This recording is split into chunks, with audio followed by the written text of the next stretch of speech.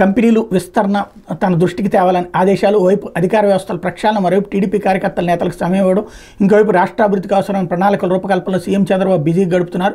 సంక్షేమ పథకాల అమలుతో పాటు పెట్టుబడులు, అభివృద్ధి కార్యక్రమాలు పెద్ద ఎత్తున చేసేందుకు ప్రయత్నాలు చేపట్టారు. ముఖ్యంగా దేశంలో పెట్టుబడులకు సంబంధించి జరిగే పరిణామాలను ఎప్పటికప్పుడు తెలుసుకోవాలనుకుంటున్నారు.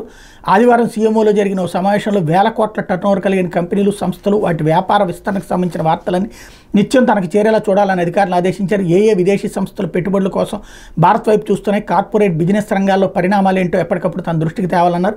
వీటితో పాటు ముంబై, ఢిల్లీ కేంద్రంగా వెలువడే ఫైనాన్షియల్, బిజినెస్, ఇన్వెస్ట్మెంట్ వ్యవహారాలు రిపోర్ట్ చేసే జాతీయ వార్తాపత్రికలను కూడా ఉదయమే తన డాష్బోర్డ్లో పెట్టాలని సూచించారు. ఏదైనా పెద్ద సంస్థ తన విస్తరణ కోసం ప్రణాళికలు రచిస్తుంటే ఈ పత్రికలో ఆ వార్తలు వచ్చే అవకాశం ఉంటుంది. తద్వారా వెంటనే రంగంలోకి దిగి వారితో మాట్లాడి రాష్ట్రానికి పెట్టుబడులు తీసుకురావచ్చనేది ఆయన వ్యూహంగా తెలుస్తుంది.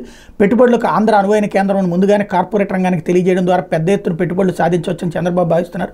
ఈ విషయంలో ఏ చిన్న అవకాశాన్ని వదులుకోవడానికి ఆయన సిద్ధంగా లేరు అన్నటువంటి వార్తని హైలైట్ చేశారు. ఇకపోతే